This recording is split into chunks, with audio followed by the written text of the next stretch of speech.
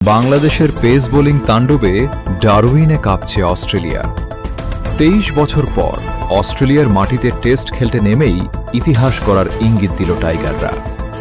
প্রথম টেস্টের প্রথম দিন শেষে ম্যাচে স্পষ্ট আধিপত্য দেখিয়েছে বাংলাদেশ।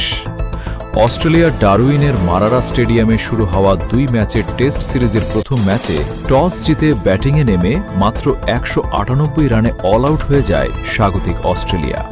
দলের হয়ে একমাত্র প্রতিরোধ গড়েন স্টিভ স্মিথ, তিনি করেন ৭১ রান।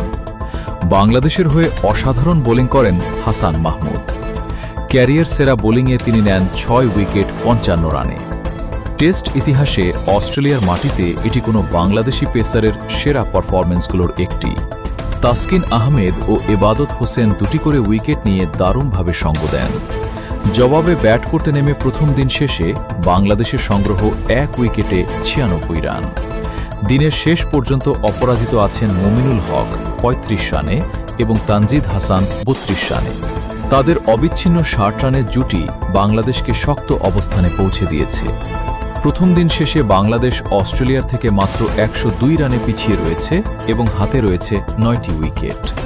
পিচ ধীরে ধীরে ব্যাটিং সহায়ক হয়ে উঠছে, যা দ্বিতীয় দিনে বাংলাদেশের জন্য বড় সুযোগ তৈরি করতে পারে। এই সফরটি বাংলাদেশের জন্য বিশেষ গুরুত্বপূর্ণ, কারণ এটি অস্ট্রেলিয়ায় বাংলাদেশের প্রথম টেস্ট সফর দীর্ঘ ২৩ বছর পর। সিরিজের দ্বিতীয় ও শেষ টেস্ট অনুষ্ঠিত হবে ২২ থেকে ২৬ আগস্ট ম্যাকের গ্রেট ব্যারিয়ার রিফ অ্যারেনায়। প্রথম দিনের পারফরম্যান্সে বাংলাদেশ শুধু ম্যাচেই নয়, ইতিহাস করার লড়াইও এগিয়ে। এখন দেখার বিষয়, দ্বিতীয় দিনে এই দারুণ সূচনাকে বড় ইনিংসে রূপ দিতে পারে কিনা টাইগাররা। এমন আরও নির্ভরযোগ্য ক্রিকেট আপডেট পেতে সাবস্ক্রাইব করুন MSA স্পোর্টস নিউজ।